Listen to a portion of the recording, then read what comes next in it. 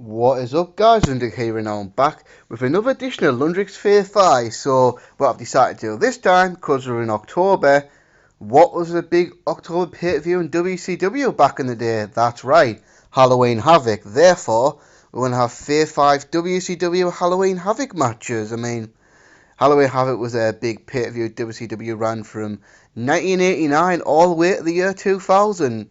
And over that time, they had some great matches on that show. So yeah, we're going to talk about them really. Like I say, we're in October and not too far off the actual Halloween. Let's go talk about the Fear 5 Halloween Havoc matches. So let's rattle off some honourable mentions before we get the actual list. So a few honourable mentions. Hulk Hogan versus Ric Flair Steel Cage match in 1994. Macho Man Randy Savage versus Diamond Dallas Page 1997. Ric Flair and Sting versus Terry Funk and the Great Mutant 1989. The Steiner Brothers versus the Nasty Boys 1990. But enough about honourable mentions. Now let's get the actual list. Coming in number 5.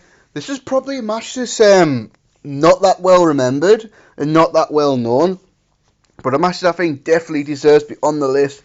And a match I really want to let people see out there, and that's going all the way back to the first edition of Halloween Havoc, 1989, for the WCW United, or maybe it was the NWA United States title back then. Lex Luger defending against Flying Brian Pillman. So in a big Halloween Havoc show, they had this big time main event in a steel cage match with Ric Flair and Sting versus Terry Funk and the Great Muta. For me, another match stole the show, and for me was the best match on the show. And that's this match right here between two guys that were relatively young guys in terms of how long they'd been in the business at the time. And two totally different guys as well. You obviously had the big 6'5", 265-pound muscle up monster in Lex Luger, power guy, tremendous athlete. Then you had Brian Pillman. So Pillman had come into WCW a few months earlier. He'd been in the business not that long at the time. I think he broke into wrestling in about 1986. Came through the actual Hart family dungeon. Wrestled in Stampede Wrestling for a while. Most notably teaming up with Bruce Hart. Oh God, what was the tag team name? Pillman and Bruce Hart were a tag team, but I cannot remember the name for the life of me. Shit. This is going to annoy me now. Nah, it's gone. I can't remember. Yeah, but they were a tag team for a while. But of course, the time Stampede Wrestling, very small time. The company folded into either 89 and 90. I can't remember what year it was. But Pillman needed to get on a bigger stage, and at the time, 5'9", about 220 pounds. Probably WF probably wasn't an option for him at the time, because this was the late 80s. This was the big man era. This is the era where guys like Bret Hart and Shawn Michaels were considered small guys. So, and they were 6 foot each. So Pillman didn't really have much of a chance there. He goes to WCW, and I guess about the spring of '89. I know his pay-per-view debut was at the Great American Bash. Just for that time, Brian Pillman was such a revelation. His style was so innovative at the time. He was doing stuff in 1989 that not many people were doing in America at all. And there was just something about him that looked really cool. Obviously he was a short guy, like I said, probably about 5'9", but he had a great body. Obviously good looking guy, the curly blonde hair and all that. And yeah, just a guy that got over.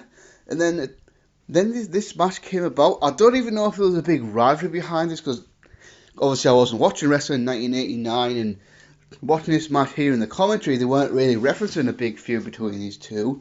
But this match was put together for the United States title. For me, this was probably the height of Lex Luger's career for me. I think Lex Luger gets a bad rap. He's this terrible wrestler, and he always sucked and all that.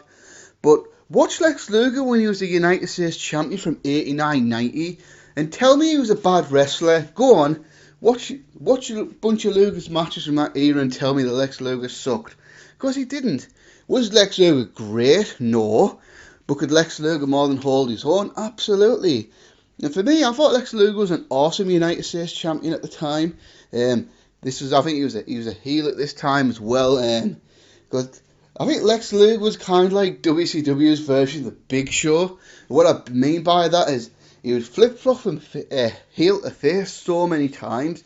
Sometimes it was hard to keep up where he was, because he came in as a heel with the Four Horsemen, then he turned babyface in early '88, and then he turned heel around.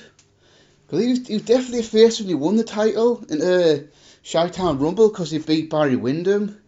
I think through Wrestle War, because he was facing people like Michael Hayes, he was definitely a babyface then. So I guess around the summer when he started feuding with Ricky Steamboat, I always thought he was cast much better as a heel, because look at this guy. He just looks like a dick for me. I don't know if that makes sense, but he just looked like a dick. I mean, Lex Luger was that guy in high school who was a king shit and all that, had everything, picked on everybody and all that. He just came across as an arrogant, cocky guy, and that always fit his wrestling persona well. So you've got a guy like that, then you've got an underdog in Brian Pillman, and this could be an interesting match, and it was. I thought it was actually a tremendous back and forth match. I like the fact that they made it believable, with Brian Pillman doing well, getting his licks in there. Luger obviously having the advantage because he's a bigger guy, but Brian Pillman using his speed and agility to try and take Lex Luger down a little bit. So you got to give Luger credit for that. I mean, he sold really well for Pillman, made Pillman look really good, and they just had a really, really, really good wrestling match, you know. Everything made sense, wasn't insulting, didn't do any stupid moves that didn't mean anything. It was just a sound wrestling match, to be honest. Crowd were really into it. The commentary was good. Just a lot I liked about this match. It really was. Probably Pillman's first really standout match in WCW. I mean, he'd probably be most famous for having some epic matches with Jushin Liger, and stuff with Stone Cold and Steve Austin, the Hollywood Blondes and all that. And then maybe some stuff like with Tom Zenk and all that. That War Games match at Wrestle War 91.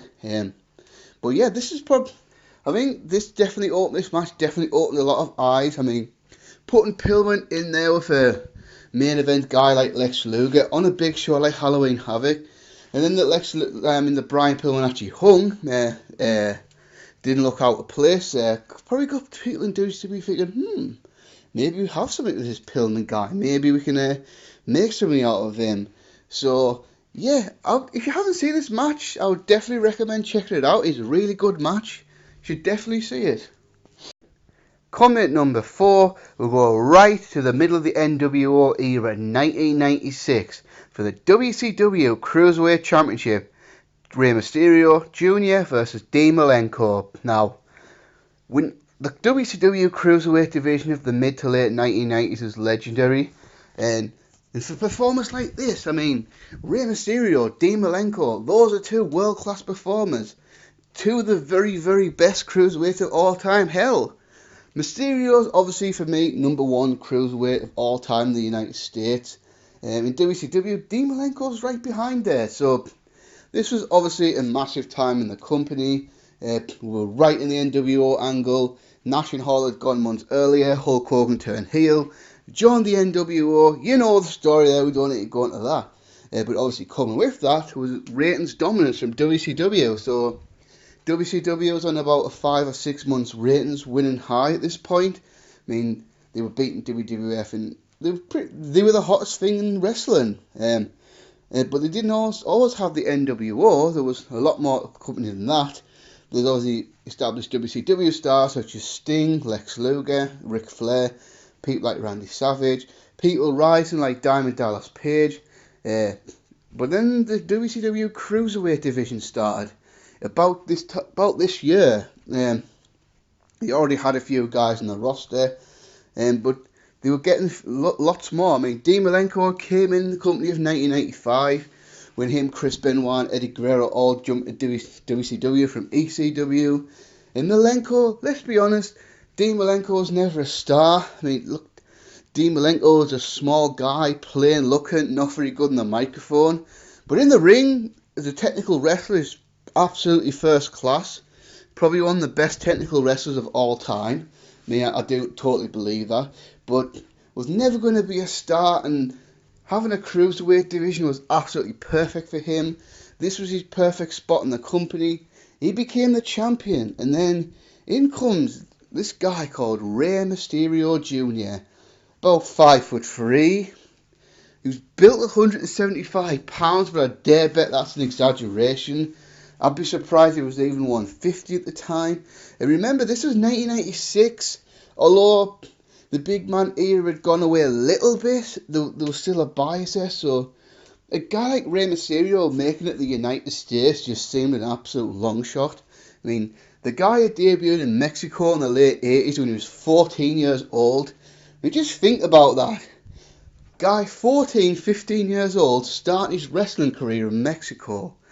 Just crazy. And then he comes into America, United States. First getting noticed on that AAA When Worlds Collide pay-per-view in 1994. Then he made it over to ECW in late 1995.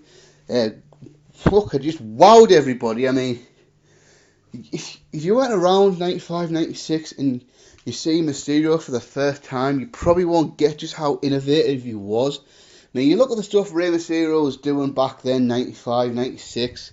You look at now, 2019, it's not that impressive really, because I mean, like, guys have just evolved so much since then. I mean, people like Will Ospreay and all that are doing stuff that Rey Mysterio couldn't even think about doing, but the stuff Rey Mysterio was doing in 95, 96 was just considered out of this world at the time. I just never seen anything like this before.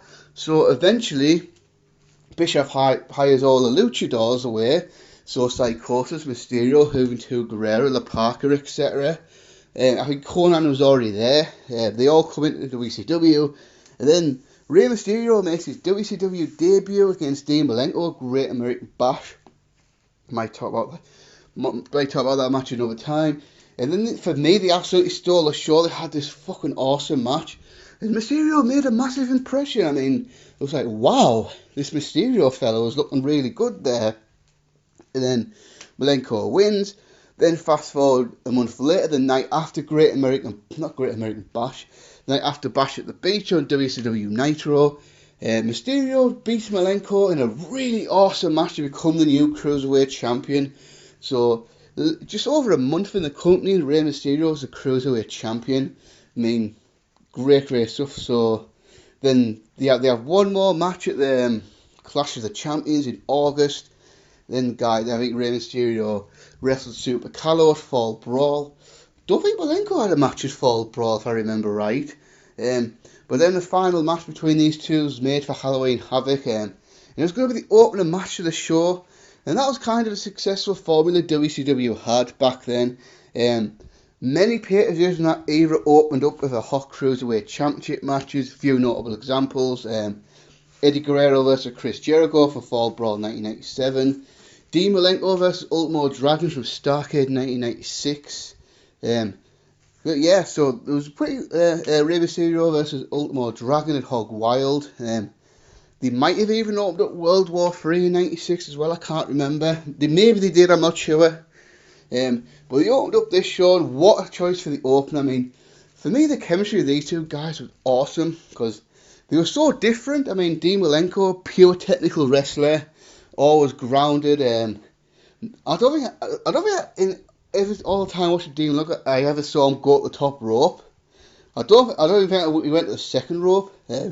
So this was obviously WCW's Malenko's first big national exposure, because like Mysterio, a guy Malenko's size, Malenko's look was not going to really get a look in the United States, because I didn't find this out like till years later as well, because I always assumed Dean Malenko was the same age as Chris Benoit and Eddie Guerrero, but Dean Malenko was actually born in 1960, so Malenko was like good 7-8 years older than those guys, and I didn't realise he'd actually been wrestling since the very early 80s, but of course, because of the size barrier in America, he never really did anything in the United States. He wrestled mainly in Japan. I think him and his brother Joe wrestled as the Malenko brothers in All Japan in the late 80s, early 90s, and it wasn't till till Paul Heyman got him in ECW, that he got some exposure in the United States. But for me, like I said, Dean Malenko, not a flashy guy, but as far as a technical wrestler, one of the absolute best. And I just love these matches that they have, the whole story of Malenko trying to ground Mysterio. Also, Malenko's world-class technical wrestling versus Rey Mysterio's high-flying abilities. Thought they made for awesome matches, I really do. I mean, when I think of the WCW Cruiserweight title, I always think of these guys feuding. This is one of the main things I think about. And this is another awesome match. You've got about 18 minutes to open up the show. So got a lot of time to build and have a great match and all that. Fans are behind Mysterio, because why wouldn't they be? Ultimate underdog. Excellent match. Some great near falls, some great counters and all that stuff. And a good finish, Dean Malenko with a gut-wrench powerbomb off the ropes to beat Mysterio, to beat Rey Mysterio, to win back the Cruiserweight title, become a 2-time Cruiserweight champion. So yeah, this is a great match and you definitely need to check it out. Coming in at number 3, maybe the most famous Halloween Havoc match of all time, or the most infamous match for whether you think it's the right reason or the wrong reason, is that Halloween Havoc 1998, the main event for the WCW World Championship, Goldberg versus Diamond Dallas Page. So this match was awesome. This match definitely deserves to be on the list. So Halloween Havoc 1998, one of the most famous pay-per-views in WCW history. I mean, this of course as well remember for the disastrous Hogan versus Warrior match. Oh my god, that was absolutely terrible. Don't worry, that's not going to be on the list, so don't worry about that. But on the card as well, you had, on paper this should have been an amazing show, but it was probably one of the most disappointing shows ever. Because you had Rick versus Scott Steiner, 1-on-1, Kevin Nash versus Scott Hall, Bret Hart versus Sting for the United, maybe it wasn't a US, I don't think it was a US title match actually, but it was on the show. The big rematch from WrestleMania 6 between Hulk Hogan and the Ultimate Warrior. Most of those matches disappointed. Well, actually, no, to be fair, every match on the card disappointed for the big ones. The only other really exciting match on this show was Chris Jericho versus Raven, and that was the opener. And then we got to the main event, and this is one of the most interesting main events in WCW history. You had your rookie world champion at the time, Goldberg. I mean, if you remember when I was talking about the Fave 5 Nitro moments, was it the last time I did a video like this? I talked about the rise of Bill Goldberg and all that, about how awesome that was. So he goes on to win the WCW title right before Bash at the Beach. And let's be honest, his WCW title run was alright. I think that the problem for me, it really did take a backseat to Hulk Hogan. Because check these out when he was champion. He won it right before Bash at the Beach. So his first pay-per-view title defense was against Kurt Hennig and Bash at the Beach. Which, no offense to Kurt Hennig, but was he really a world title contender in 1988? And obviously he took a backseat to the whole DDP and Rodman versus Hogan and Karl Malone. Then the Road Wild in 1998, Goldberg was in a battle royal for the title, and the main event was Hulk Hogan and Eric Bischoff versus Diamond Dallas Page and Jay Leno. Yes, that really happened. Then he wasn't even on Fall Brawl at all, and the main event was a War Games match. So then he had this match with Diamond Dallas Page, Diamond Dallas Page, along with Goldberg, for me, were the two top homegrown WCW talents of the Monday Night War era. Yeah, the prior era had like Lex Luger, Sting, Ric Flair, and the Steiners and all that, but for me, because one of the raps on WCW is they didn't make anyone that time, just Goldberg, but I say bullshit. We're all Diamond Dallas Page. Obviously, Diamond Dallas Page wasn't as big a star as Goldberg, but he wasn't too far behind. I mean, Diamond Dallas Page became a star, and finally in 1997, after he did the angle where Tease joined up with the NWO, only to swerve turn on Kevin Nash and Scott Hall. That was a really famous angle. And then the big feud with Randy Savage throughout in 1997, and that just really got him over on a whole new level. Then 1998, I think his popularity just grew even more, because DDP, although I like to say The Rock used to call himself the People's Champion, who was the real People's Champion? A lot of people would argue that was Diamond Dallas Page. I mean, because you look at Diamond Dallas Page, probably one of the most unlikely main eventers in wrestling history. I think absolutely he is. Because he came into WCW because he started out as a manager in his early 30s. Because apparently he did try to become a wrestler when he was like 20 years old in the mid 70s, but he got a bad knee injury, got out of the wrestling business, didn't get back into the wrestling business about 10 years later. Became a manager, but the thing is, he was a 6'5" manager with a big loud personality. So what often would happen, well, number one, he'd be bigger than all of his clients, which just, it's a funny thing, like, when the manager's bigger than the wrestler, how much of a star does the wrestler really look? And obviously with his charisma and all that, he was overshadowing all his clients. But a good manager doesn't really overshadow his clients. A good manager gets his clients over. So at the Crossroads he created in 1991, at the age of 35 years old, Diamond Dallas Page decided he wanted to train to become a wrestler. A lot of people laughed at him when he said that, thought there's no way, what the hell are you doing? But Page had a really awesome work ethic, and he was just so determined, and he made it. Slowly but surely he made it. And you gotta realize how hard that must be to start your wrestling career in your mid-30s. I mean, trying to be wrestler's hard enough if you're 21, 22, or 18, 19. But to do it when you're 35 years old, just unreal. And then slowly by surely he got over. I think he was even fired by WCW at one. He was even let go at one point. He was injured, comes back, then slowly and surely gets over. And then how do we get that?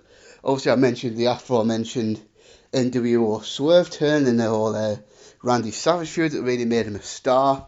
And then by 1998, fans were absolutely all over DDP. They loved him. How did we get to this match? Well, DDP won a War Games match the prior month. So this was a disastrous WCW Fall Brawl War Games match. But because it was a 3-on-3 a WCW team, which I believe was DDP, the Warrior and Roddy Piper, versus the NWO Hollywood team, which I believe was Hulk Hogan, Bret Hart and Stevie Ray. Then there was a 3-man Wolfpack team, which I believe was was it Nash, Sting? I can't remember the other Wolfpack. Nash obviously was one of them, and I believe Sting was another one. It may have been Luger, but I'm not sure who the other guy was. But obviously the stipulation was, whoever got the actual pin would get a WCW title shot at Fall Brawl. Diamond Dallas Page wins, and then we get to the match. Now, so babyface versus babyface match. Goldberg's got the streak at the time. He's like, 150 something, I don't know. I don't remember the exact number. Could Diamond Dallas Page pull off the big upset and beat Goldberg to win the World Heavyweight title? Well, not many people saw what happened, because this is probably one of the most infamous moments in wrestling history. So Goldberg and DDP lock up. I mean, they lock up again. They fall out of the ring, and then the pay-per-view goes dark for most people in the country. The pay-per-view runs out of time and goes off the air. So what seems to have happened is I'm guessing like 2 or 3 matches went significantly over. Because remember, this was pre-WWE Network. I mean, it doesn't really matter. This doesn't really matter that much now because WWE have their own network. So if the pay-per-views go over time, well, it doesn't really matter because they own the network anyway. But back then, when you had a pay-per-view window, you had a 3-hour pay-per-view window, and it was kind of, well, if you went over it, tough. And that's kind of what happened. So because I think the match was coming, the entrances are happening like at 5 to whatever, with 5 minutes left or something like that. So at this point, WCW, I don't know what happened. There was a massive miscommunication. Someone didn't try and get maybe they did try to get the extra time for the pay-per-view companies. I don't know, but this did not get sorted out, which has resulted in hundreds of thousands of people missing the big pay-per-view main event. Now, as you can imagine, if you paid whatever it was for the pay-per-view at the time, I don't know the exact numbers, but if you paid your good money to watch the pay-per-view, you expect to be able to see the main event, right? So this lots of WCW fans being upset, obviously, like why wouldn't you be? Resulting in WCW handing out a lot of refunds, and then WCW what they did the next night on Nitro is aired the match for free for the people that missed it. That got a lot of they got a lot of shit for that at the time, but for me it's like, well, they fucked up with the pay-per-view, so this is probably the best thing they could have done, really. It's probably the only thing they could have done to try and get some goodwill back.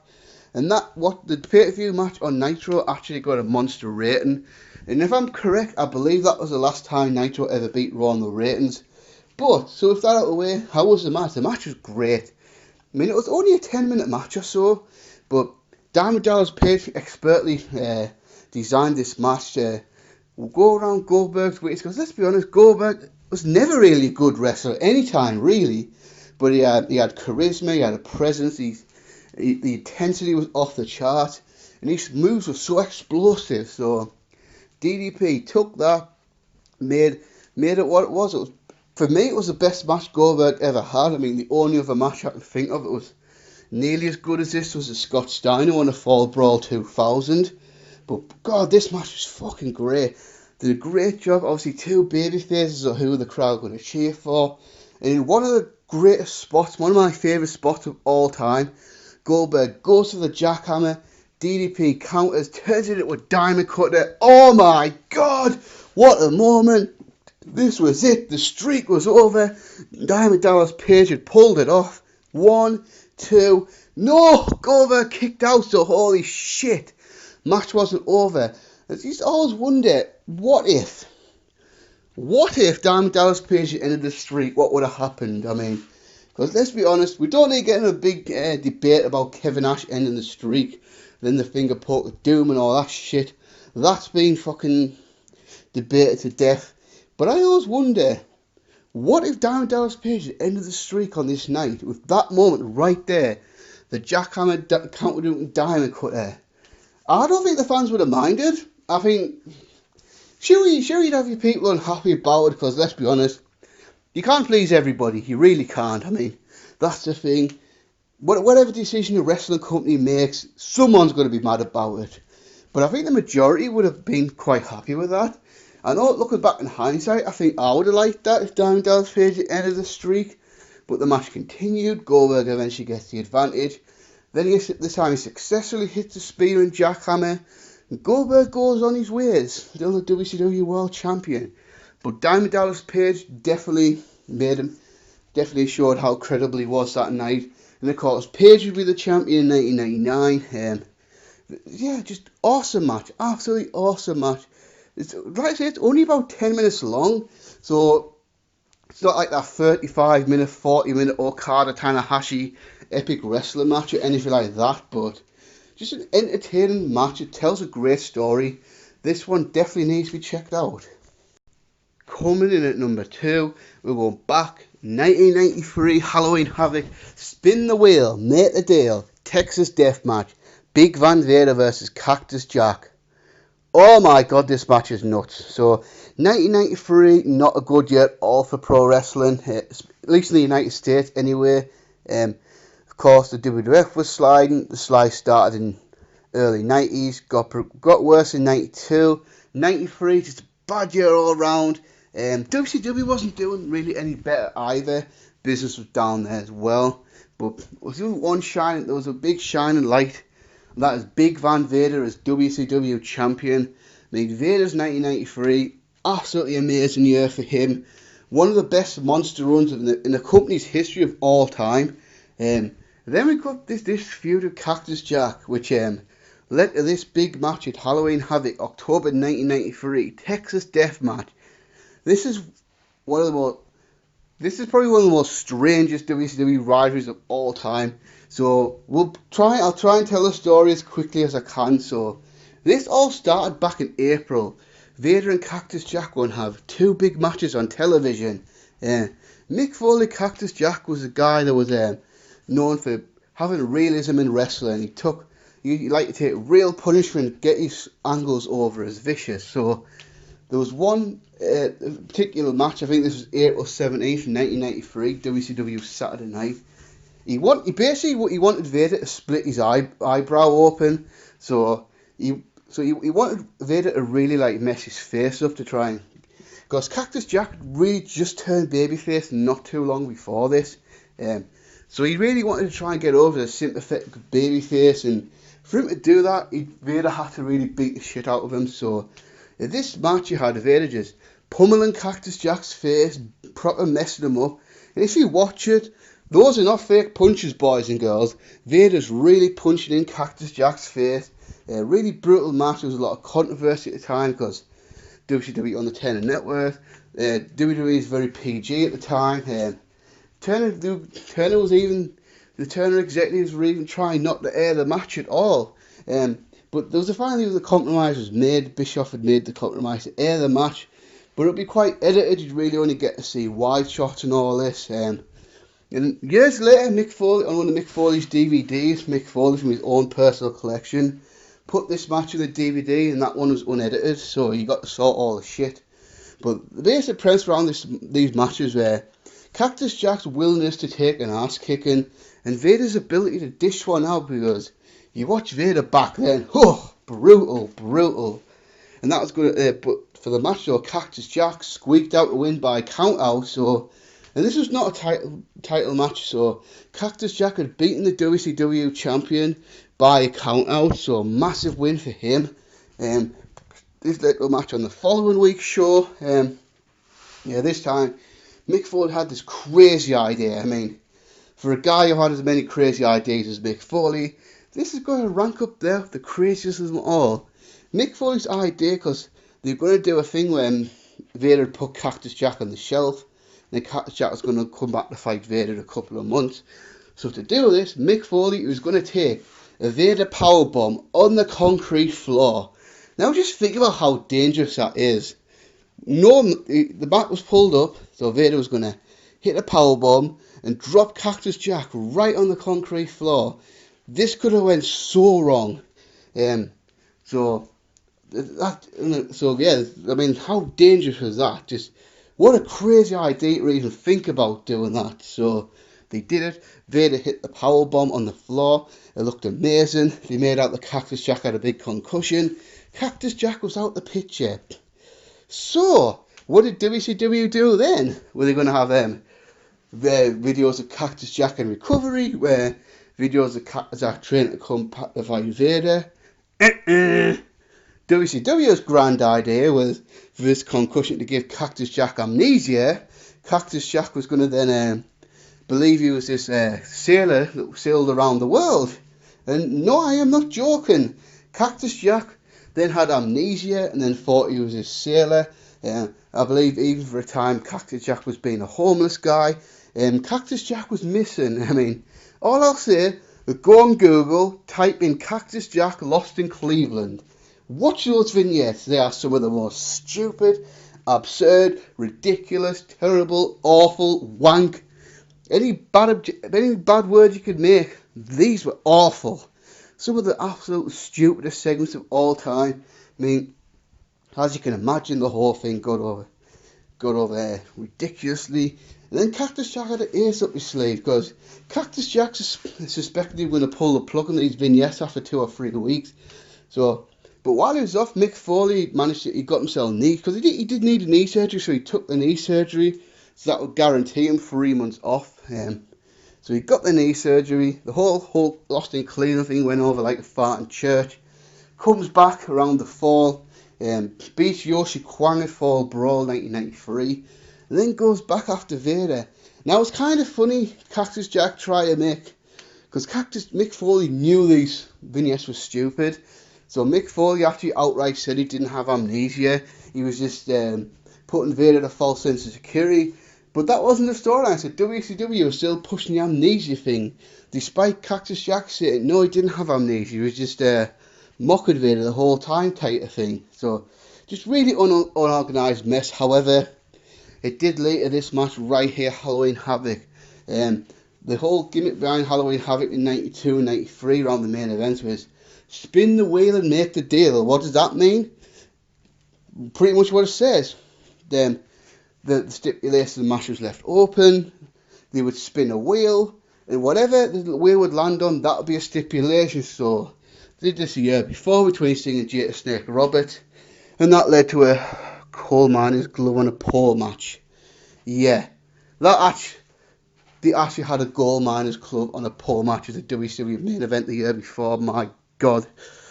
But at least this year, they had the foresight to actually book an exciting match, because I never understood what they did in 1992.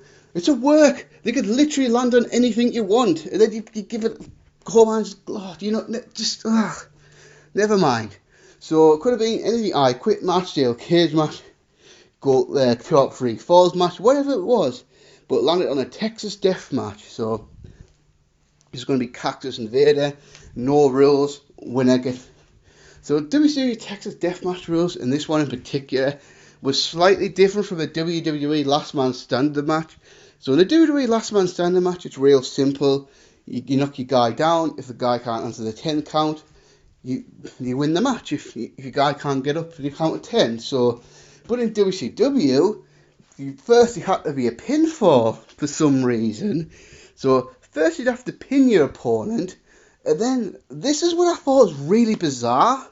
Then there was a 30-second rest period in between falls. Then after the 30 seconds, that's when the 10 count starts. I just thought, was that really necessary? I mean, I get the pinfall thing kind of, although I think it is kind of silly if guys are pinning each other in the match 3 or 4 times in the match. But why do you have a 30-second rest period and then start a 10 count? So essentially a guy has to be down for 40 seconds, you know? I didn't get that, and I don't really get that now either.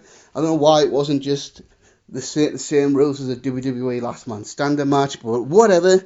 Now, but the match though, the match quality, no complaints about the match quality at all. I mean, this was no wrestling match. This was just wild brawl sort of thing. Mick Foley was probably the best ever at.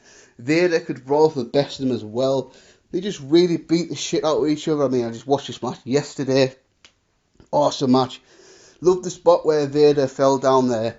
The little stage bit that had the grave, and then Vader comes back up the stage and just destroys Cactus Jack. I mean, because they did a good job of fucking up the Halloween Havoc set. I mean, one thing I thought was a bit weird, this match was not for the WCW title, which I guess, but I don't really know why, because Vader was going over anyway, so why not just make a WCW title match? I don't know, but anyway, match was awesome. One absolutely insane spot, like, how this did not fuck Mick Foley up, I will never know.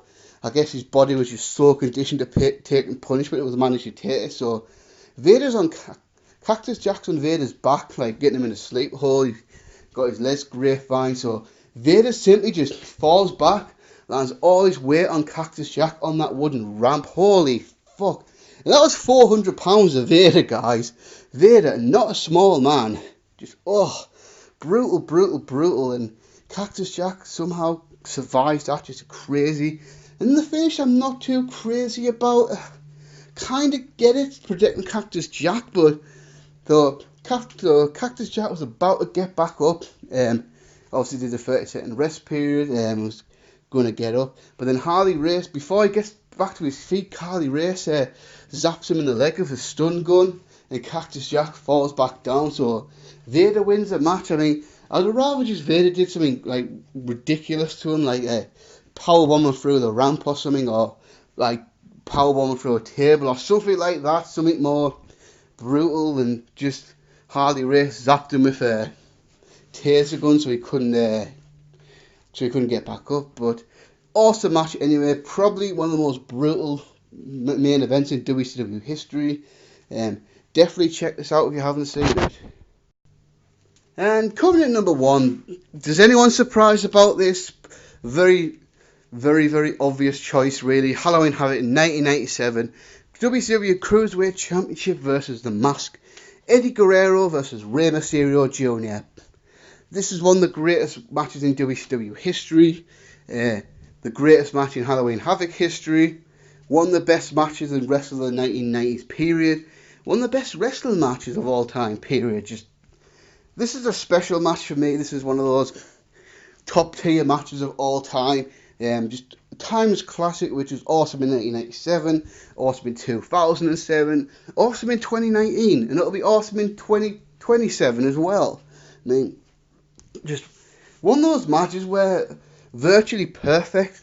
One of those matches where I just cannot pick any faults whatsoever with this match. I mean, honestly, just one of those rare matches where everything goes right and everything, all the stars align, everything falls into place, and everything just comes off perfectly. So, we talked earlier that Rey Mysterio and Dean Malenko feud of 1996. I mean, the Cruiserweight division just went from strength to strength to strength at that point. Then a year later, now we have a different champion. Eddie Guerrero is now the WCW Cruiserweight champion. Eddie Guerrero had been in the company for about 2 years, coming at the same time as Malenko and Benoit. And for the first year and a half of his career, he was a babyface. I mean, but a quite generic babyface at that. It didn't really have a character, it didn't really have any personality, but on his day, probably one of the best in-ring performers in the world. I mean, look at Eddie Guerrero in the 1990s, just absolutely outstanding in the ring. But the Eddie Guerrero in early years at WCW, while a great in-ring performer, personality-wise, just very, I hate to say this word because it's been overused so much over the years, but vanilla midgety, I'm sorry I had to say that word, but it's just, that is kind of how he was. Then 1997, slowly turns heel, which was better for him anyway, because he was an awesome heel back in AAA in the early 90s with Los Gringos Locos with Art Barr. Now, you've probably seen that 2 out of 3 Falls match of the Worlds Collide pay-per-view with El Santo and... who the hell was the other guy? El Santo and Junior, and I can't remember who the other guy was in that match at the moment, but that match was amazing. Eddie was an awesome heel. So Eddie Guerrero turns heel, drops down to the Cruiserweight division, because at this point, although Eddie Guerrero was definitely a Cruiserweight size, Eddie Guerrero had been wrestling for heavyweight for most of this time. I mean, he'd had rivals with people like Ric Flair. He was a 2-time WCW United States champion at this point. He'd wrestled people like Diamond Dallas Page and all that sort of stuff. But Eddie Guerrero went down to the Cruiserweight division later on in 1997, turns heel, defeats Chris Jericho for the Cruiserweight title, and starts up a rivalry with Rey Mysterio. I mean, these guys had a long rivalry together over the years, but this was the start of it. Rey Mysterio, of course, was still on the WCW roster, was still as popular as ever. It had just gotten better and better. Man, you just watch Mysterio on that 90, 95, 96, 97, just some absolutely awesome work. And the fact Rey Mysterio is still wrestling at a high level today is just amazing to me, considering his style and all that. And how really he should really have struggled to get around by this point in his life. Just amazing. But this time Rey Mysterio is a 21, 22-year-old guy in his prime of his career. Now, there's a big controversy behind this match, because obviously this match was WCW Cruiserweight Championship versus Rey Mysterio's mask. So obviously that's self-explanatory, right? Rey Mysterio either wins the WCW title this night or he unmasks them. So for whatever reason, Eric Bischoff had his mission to unmask all the luchadors. I mean, he eventually got Rey, but Rey managed to hold off until 1999. But in 1998, he got Juventud Guerrera. He later got Psychosis. I guess the feeling was, I guess the people in America didn't really understand the traditions of the mask in Mexico. And to be honest, to me, it's not really that big a deal. But I guess if you're not, because I'm not really a follower of Mexican wrestling, lucha libre at all. I mean, obviously I've seen some stuff, but wouldn't classify myself as a lucha libre guy. But the mask was pretty much a wrestler's identity and all that. There was a huge tradition in Mexico of wrestlers wearing masks and all that sort of stuff. I mean, I don't really understand it totally, but it's what it is. So originally, the original idea was for Eddie Guerrero to win this match and Rey Mysterio to unmask, but Rey Mysterio was adamant about not doing it. I mean, Rey Mysterio, because obviously Rey Mysterio is a second generation guy, his uncle Rey Mysterio Sr. So he knows the traditions of the masks in Mexico. Hell, Eddie Guerrero even wrestled at a mask one time in his career. Because one of those things, I guess if you don't really know much about the Mexican scene, you don't really get it, and that's kind of how I am on the situation. But Rey Mysterio was like, no, and Bischoff was like adamant, yes, And apparently Mysterio and Bischoff were fighting like cats and dogs for probably 2 weeks, especially in the days before the show. They go back and forth. They were just arguing. There was a massive row between the two, and then finally, right before the show, Bischoff finally just agreed and let Mysterio keep the mask. But there was a lot of bitching and a lot of fighting to get there. So it was like probably either the day of or the day before, it was finally agreed that Mysterio would not lose the match, that he would get the that he would get the Cruiserweight title back. Because so then there you go. So right before the match, the finish was changed. However, all the squabbling, all that did not stop Guerrero and Mysterio for having what I consider an absolute masterpiece of a match. I mean, this match was just unreal. It's one of those matches where everything with the pace was fantastic, the spots was amazing, the execution, and Eddie Guerrero was absolutely world class in this match. I mean, this showed just how good Eddie Guerrero was when he was on. I mean, I remember the commentators both, I think Tony Schiavone said maybe pound for pound, Guerrero might be the best pro wrestler in the world. And I'd say that's an exaggeration, but not a big one. And I think Bobby Heenan even said there's not a most talented man in the sport right now. And I'm talking about Guerrero. Just everything he did in this match, the way he sold, the way he executed his moves, the way he paced the match. Because obviously there's just a knack of knowing what to do and when to do it. When to slow the match down, when to get the gap, when to let the babyface make his comeback and all that. Just everything Guerrero did looked great in this match. I mean, and Mysterio's world class amazing spot where Guerrero's outside the ring, Mysterio's on the top rope. Did a front flip, then caught Guerrero in a Hurricane Rana. I believe the name for that move is called a Dragon Rana. Yeah, it just happened. It's just and it just looked perfect as well. The timing of it and all that. I mean, that spot could have went so wrong, but it looked so great. Maybe this is a spot I've seen Mysterio try many times in the past. It's never ever looked this good. So Rey Mysterio has Guerrero's hand, jumps on the top rope with holding Eddie Guerrero's hand, does a backflip, catches Guerrero into a DDT. That another spot that could have went so wrong, but it was just executed so perfectly. And like I say, Mysterio's tried that spot a lot of times since then, but it's never ever looked that good. If I can compare it to something, so do you remember Shawn Michaels Shelton Benjamin match on Raw where Benjamin springboards off the top rope and Shawn Michaels catches him with a super kick out of nowhere?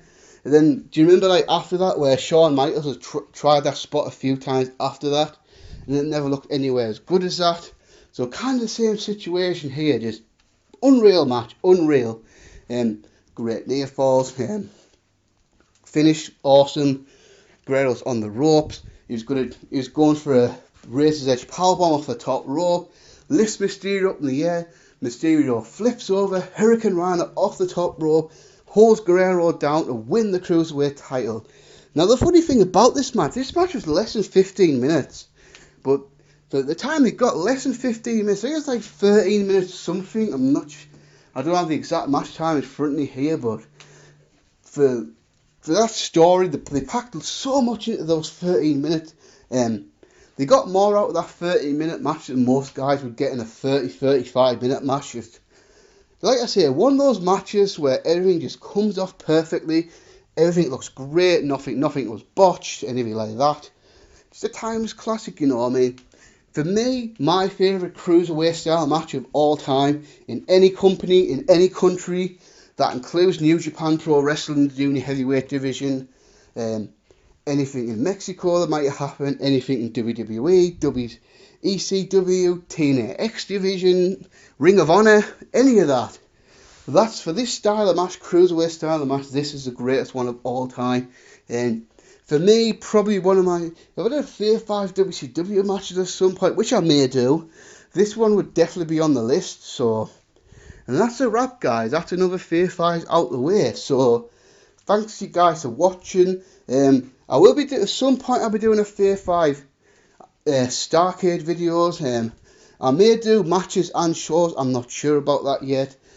Sometime towards in December, I'll probably do a top 5 Wrestle Kingdom matches. As far as reviews, I'm gonna go back to fill in WWE pay-per-view soon. I had a little break from that because some of these shows were just from like 2004, 5 and 6 were just so mediocre that I was not really enjoying it that much. So, but I'm going to pick back up soon with New Year's Revolution 2007. And in case you guys wondering, I said I would do every WWE pay-per-view, so that means yes, the Saudi shows that I've not done, Battleground 2017 that I haven't done, those shows will eventually be getting reviewed as far as what's coming up. I might maybe do a video soon talking about some stuff in wrestling like the AEW Dynamite versus NXT Wars. But to be fair, I've watched both NXT episodes and I've watched both AEW episodes. Then maybe later this, I'm not sure. There will be a Q&A before the end of the year. I'll probably do a Wrestling 2019 Q&A. Probably put the video up in November, and do the video early December or something like that. Not sure yet. But anyway, guys, thanks for watching this video, and until next time, peace.